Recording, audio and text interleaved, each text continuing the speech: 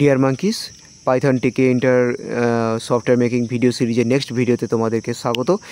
তো আজকের ভিডিওতে আমরা দেখো পুরো কোডটা তোমাদের সামনেই আছে। কি করব আগে দেখিয়ে দিই সফটওয়্যারের মধ্যে কি পরিবর্তন করা হয়েছে। সফটওয়্যারটার মধ্যে তোমরা যদি ফাইল মেনুতে ক্লিক করো তাহলে একটা ক্লোজ বাটন দেখতে পাচ্ছ। এই সিম্পল এই ক্লোজ বাটনটা আপডেট করা হয়েছে। দেখো এত দিন পর্যন্ত যে সফটওয়্যারটা আমরা একটু একটু করে বেটার করছিলাম, তো এই সফটওয়্যারটার মধ্যে কোনো ইমেজ বা কোনো হোয়াইট ক্যানভাসকে আনার পর সেটাকে বন্ধ করার কোনো উপায় ছিল না। সেটাকে বন্ধ করার জন্য মানে আমি বলতে চাইছি সফটওয়্যারটাকে বন্ধ না করে শুধুমাত্র ক্যানভাসটাকে আমি সরাবো বা বন্ধ করব। তো তার জন্য এই ক্লোজ বাটনটা বানানো হয়েছে। যদি তুমি এই ছবিটা পছন্দ না হয় বা ছবিটার মধ্যে কোনো পরিবর্তন করতে না চাও, তবে তুমি ক্লোজ বাটনে ক্লিক করলে যাতে শুধুমাত্র এই ইমেজটা বন্ধ হয়ে যায়, সফটওয়্যারটা বন্ধ না হয়, তার জন্য এই ক্লোজ বাটনটা বানানো হয়েছে।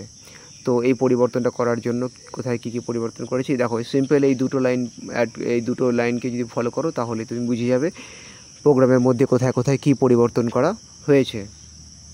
তো তোমাকে একটা ক্লোজ ইমেজ নামে একটি ফাংশানকে অ্যাড করা হয়েছে এবং ফাইল মেনুর মধ্যে আপডেট করা হয়েছে। সিম্পলি দুটো। তো ফার্স্টে আমরা সার্চে চলে যাব। সার্চে গিয়ে লিখে দেবো ক্লোজ ইমেজ। ফাংশানটাকে এতগুলো লাইনের মধ্যে কোন জায়গায় রয়েছে সেটা খুঁজে নেব। হ্যাঁ, এই জায়গায় রয়েছে। এই যে ক্লোজ ইমেজ ফাংশানটা রয়েছে, আর এই ফাংশনের মধ্যে কিছু গ্লোবাল ভেরিয়েবল রয়েছে। আর ক্লোজ ইমেজ ফাংশানের আন্ডারেই দেখো নিচে ডেপ্থ কোন ইমেজ ফাংশন রয়েছে, তার আন্ডারেই রয়েছে আরও কিছু লাইন নিচে রয়েছে। এই যে পুরো যে জায়গাটা বলছি আমি, এখানে original image, original current image, হ্যাঁ, image label, undo stack, undo redo, image saved, এই ভেরিয়েবলগুলো আগেই বানানো হয়ে গেছে অনেক আগে, এবং এই ভেরিয়েবলগুলোর যা কাজ সেই কাজগুলো ভেরিয়েবল করছে। তো এইগুলোর যে ভ্যালুগুলো আছে, যদি তুমি কোনো ইমেজকে এডিট করো, অর্থাৎ ধরো ইমেজটাকে ক্লোজ করার আগে তার ব্রাইটনেস বাড়ালে কমালে বা আনডু করেছো কি করনি, যা কিছু করবে, যা কিছু রেকর্ড জমা হবে এই ভেরিয়েবলগুলোর মধ্যে, যদি তুমি ক্লোজ বাটনে ক্লিক করো তাহলে এই ভেরিয়েবলগুলোর ভ্যালুগুলো যাতে ডিফল্ট হয়ে যায়, যাতে ক্লিয়ার হয়ে যায়, যাতে আগের ডিফল্ট ভ্যালু যেটা সেটাতে চলে যায়, তার জন্য এই লাইনগুলো এখানে লেখা হয়েছে। তো ইমেজ আন্ডারস্কোর সেভ ট্রু করে দেওয়া হয়েছে এখানে। আচ্ছা, ইমেজ সেভড না করেও সফটওয়্যারটা অটোমেটিক্যালি বন্ধ হয়ে যাচ্ছে, আমি আগের ভিডিওতে বলেছিলাম।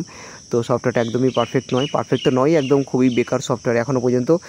তো আমি চেষ্টা চালাচ্ছি একটু একটু করে যাতে এটাকে বেটার থেকে বেটারের উপর কী হয় মনে পড়ছে না এই মুহূর্তে আমার। যেটাই হয় সেটাই করার চেষ্টা চালাচ্ছি।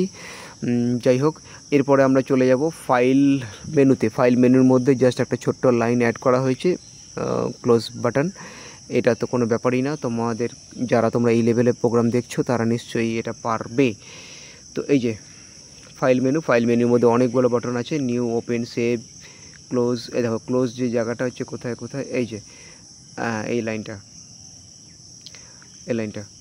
তো এখানে ক্লোজ মেনুটা অ্যাড করে দেওয়া হয়েছে। আর এই ক্লোজ বাটনটা কল করছে কমান্ড লিখে ইকুয়াল টু দিয়ে ক্লোজ আন্ডারস্কোর ইমেজ, মানে ক্লোজ আন্ডারস্কোর ইমেজ বলে যে ফাংশনটা কিছুক্ষণ আগে বানালাম বা দেখালাম, সেটাকে এই ক্লোজ বাটনটা কল করছে।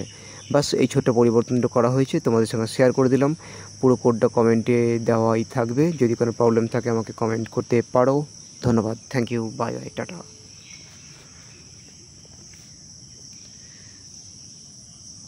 আর একবার দেখে নিই কাজ করছে কিনা প্রোগ্রামটা। হ্যাঁ, কাজ করছে। চলো, টাটা, বাই বাই।